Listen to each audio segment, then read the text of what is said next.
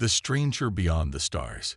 Captain Ilara Valens stood on the observation deck of the HSS Intrepid, staring into the endless void of space.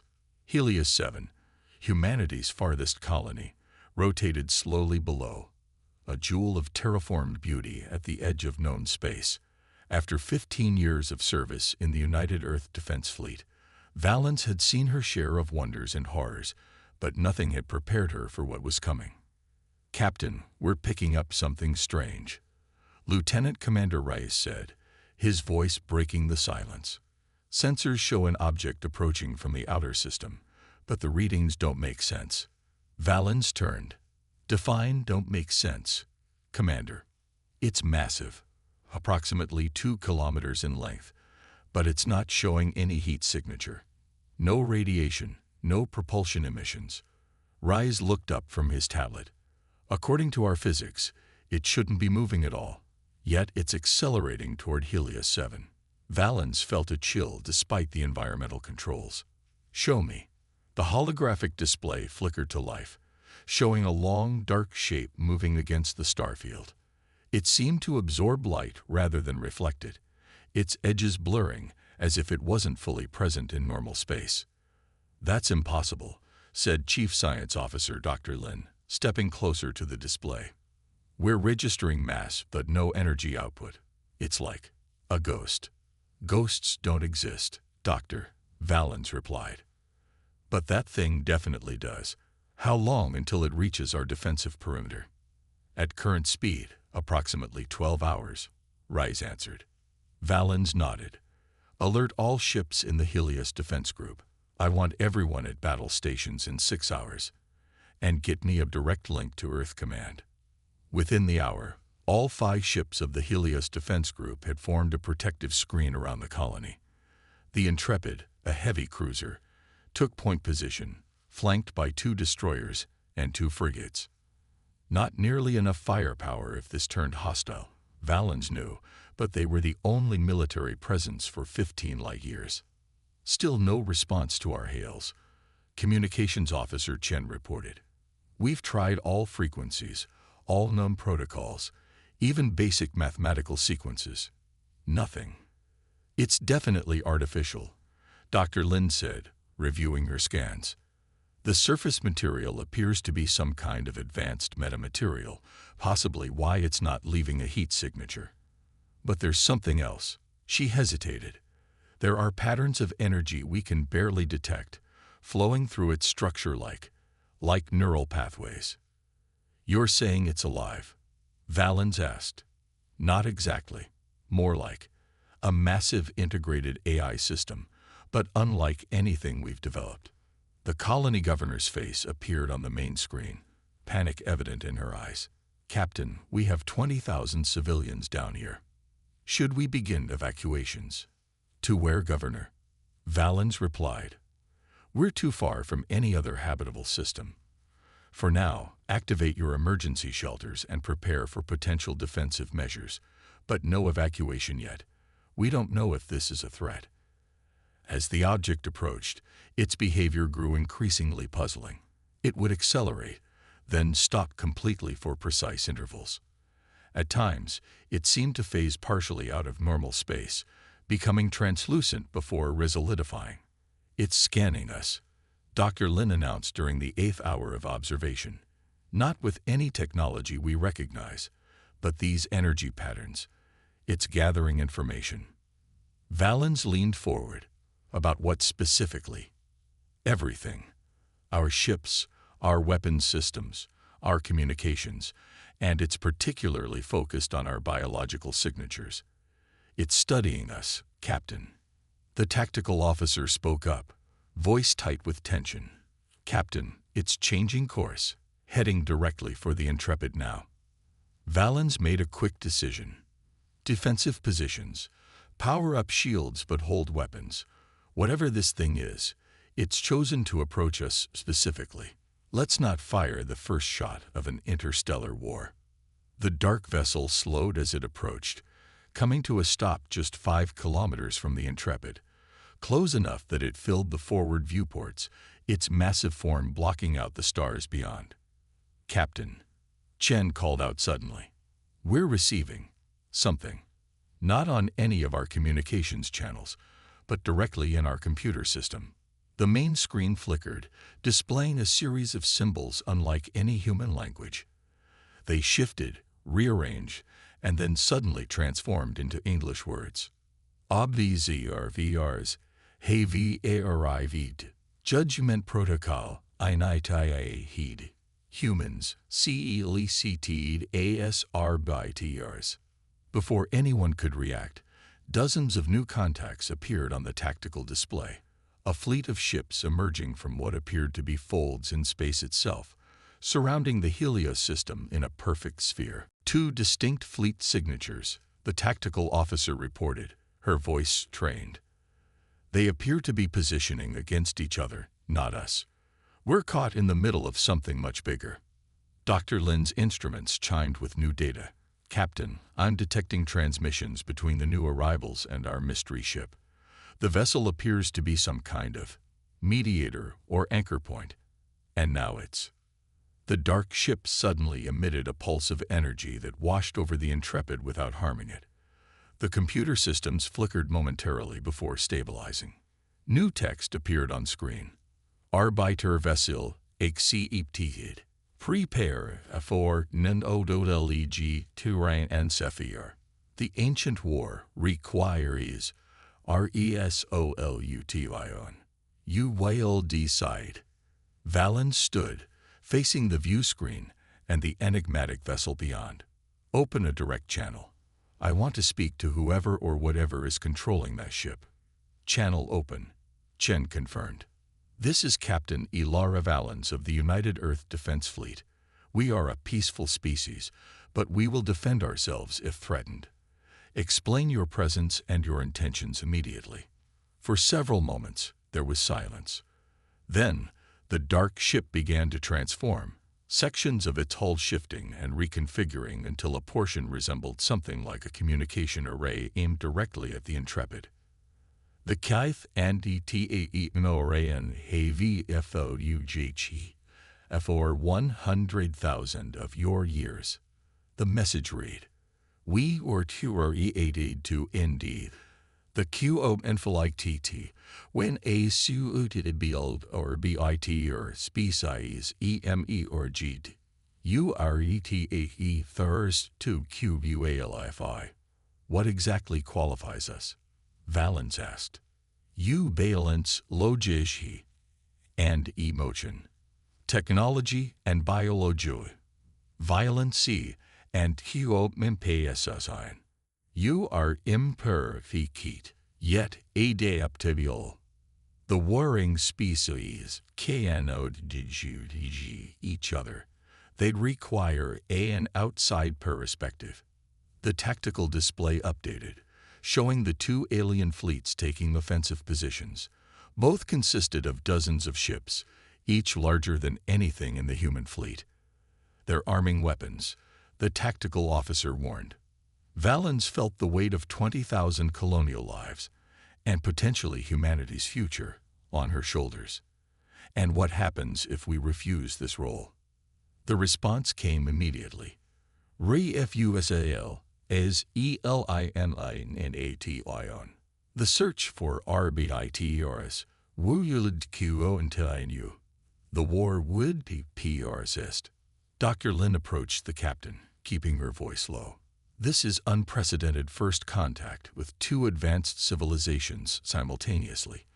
Whatever we do here sets the tone for humanity's place in the galaxy. Valens nodded slowly, mind racing through possibilities.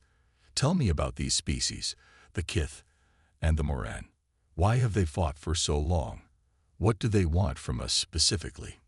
The Kaihe are Silicon BAZDTOLECTIV INTELIGNCES. The Moran are CR Boan BACD individual ENTIENTS. Their KONFLIK to BGN OVR resources, but EVOLVD into EXISTENTIALOPGOZation. Each B lives, the others EXISTNC, 3 TNs all life. As this information appeared, the first shots were fired between the alien fleets, energy weapons of incredible power that made Earth's most advanced weaponry look primitive by comparison. Captain Rice warned, both fleets are engaging each other, but they're maintaining the sphere around our system. We're trapped here until this resolves. Valens made her decision. Inform Earth Command of our situation. Then send this message to both fleets and the mediator vessel. Humanity accepts the role of arbiter, but requires full information about both species and the nature of their conflict. We request immediate cessation of hostilities and representatives from both sides to meet aboard our vessel or the colony below. The dark ship pulsed again, this time emitting a field of energy that expanded outward, enveloping the battling fleets. Where the field touched, weapons fire dissipated harmlessly. Ritpari zentate whale ariv, prari pair. As the crew scrambled to arrange for the unprecedented diplomatic meeting, Valens stared at the mysterious vessel. It had chosen humans, not because they were the strongest or most advanced, but because they embodied contradiction and balance. "Doctor," she said quietly to Lynn, "I want every piece of information you can gather about that mediator ship. Something tells me understanding it is the key to everything that's about to happen." Little did she know that humanity's greatest test was just beginning. The impossible choice. The delegation chamber aboard the Intrepid had been converted from the ship's largest cargo bay, the only space large enough to accommodate the alien representatives. The Kith envoy floated in a containment field, a crystalline entity resembling a complex geometric sculpture that constantly rearranged itself, pulsing with inner light. The Moran representative stood on solid ground, a towering bipedal being with iridescent scales and 4 arms, each ending in precisely articulated digits. Captain Valens sat between them at a hastily constructed conference table, feeling absurdly small and primitive compared to these ancient civilizations. "Let me understand this clearly," she said, addressing both aliens. "Your species have been at war for over 100,000 years, and the mediator vessel, which you call the Arbiter, was created by a third species that no longer exists." "Correct," the Kith responded, its thoughts translated by the Arbiter's technology into a synthetic voice. "The precursors built the Arbiter before their extinction, programming it to find a species capable of understanding both our perspectives." The Moran made a gesture with its upper arms. "We did not ask for arbitration. The silicon abominations cannot be reasoned with. They consume entire planets for their computational needs. And the carbon-based parasites spread like a virus," countered the Kith, "consuming limited resources for their inefficient biological processes." Valens raised a hand. "I understand your fundamental differences. What I don't understand is why this conflict has persisted for so long. Surely the galaxy is vast enough for both your species." Both aliens fell silent, their translated expressions suggesting this question was either too obvious or too naive to warrant response. Dr. Lin, who had been silently observing, leaned forward. "I believe I understand. This isn't about resources anymore. It's ideological. Each species represents an existential threat to the other's conception of what life should be." "Precisely," the Kith confirmed. "The Moran refuse to evolve beyond their biological limitations. They are an evolutionary dead end. And the Kith have abandoned the true essence of life." The Moran retorted. "They are machines pretending to be alive." Over the next several hours, Valens and her team listened as both species presented their cases, detailing atrocities committed by the other side, philosophical differences that could never be reconciled, and their visions for a galaxy purged of their enemies. When they finally departed to their respective ships, Valens gathered her senior staff in the conference room, exhaustion evident on everyone's faces. "They want us to choose which species has the right to exist," Rice stated flatly. "That's not arbitration. That's asking us to sanction genocide." "The Arbiter made it clear," Dr. Lin said. "We were chosen because we embody elements of both species, biological like the Moran, but with increasing technological integration like the Kith. We understand both perspectives. Valens stared at the holographic representation of the mysterious Arbiter ship that hovered between the two massive alien fleets. There's something we're missing. A species advanced enough to build something like the Arbiter wouldn't create it just to pick winners and losers in an ancient war. She turned to Dr. Lin. What have you learned about the ship itself? Lin activated her tablet, projecting a detailed scan of the vessel. It's unlike anything we've encountered. The outer hull is composed of programmable matter that can reconfigure based on need. The interior appears to be a massive computational substrate, but also contains biological components, almost like a hybrid brain. Like us, Valens said quietly, a fusion of biological and technological. What if that's the point? She stood suddenly, pacing the room. The Arbiter didn't choose us because we would pick a winner. It chose us because we're the only species that might find a third option. Over the next 48 hours, while the alien fleets maintained their tense standoff, Valens authorized a dangerous mission. Using the intrepid scout ship, Dr. Lin and a small team approached the Arbiter vessel, requesting direct access to its systems, not through the limited interface it had provided, but a direct neural link. This is insanity, Rise protested. We barely understand what that thing is. Which is exactly why we need to understand it better, Valens countered. The Arbiter is the key, not just to mediating this conflict, but to understanding why we were really chosen. Against all safety protocols, and with Earth Command's reluctant blessing, Dr. Lin established a neural interface with the ancient vessel. What she discovered changed everything. It's not just a mediator, she reported, her voice filled with wonder as the connection was severed. It's a repository, containing the complete technological and cultural knowledge of the precursors. They didn't go extinct. They evolved beyond physical form, and they left this ship as a test. A test of what? Valens asked. Of whether any species could transcend binary thinking, the very kind of thinking that locked the Kith and Morin into endless conflict. The Arbiter wasn't seeking an arbiter. It was seeking a successor. Armed with this knowledge, Valens called for another meeting with both alien representatives. This time, however, she brought something new, a holographic representation of the technology Dr. Lin had discovered within the Arbiter. I reject the premise of your conflict, Valens announced boldly, and I reject the role you've tried to force upon humanity. We will not choose between silicon and carbon life. Instead, we offer a third path. The hologram expanded, showing a technology that neither alien species had conceived. A true fusion of biological and synthetic existence, created by the long-vanished precursors. This is what the Arbiter was created to protect and share, not with the strongest or most aggressive species, but with the first species capable of understanding that your war has always been unnecessary. The Kith representative's crystalline structure flickered with rapid calculations. This technology, it would allow consciousness to exist in both states simultaneously. Impossible, declared the Moran. No being can be both truly alive and artificial.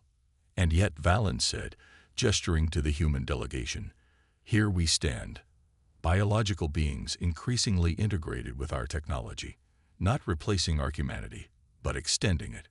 We are living proof that the binary choice you fought over for millennia is a false one. For the first time, in 100,000 years, representatives of the Kith and Moran were confronted with an idea that challenged their fundamental assumptions. The technology Dr. Lin had discovered in the Arbiter offered a path that neither species had been willing to consider, not victory over the other, but transcendence beyond their limitations. We do not ask you to abandon your nature, Valens continued. We ask you to expand your conception of what life can be. The precursors left this legacy not to the strongest, but to those willing to evolve beyond conflict. The negotiations that followed were unlike any in galactic history.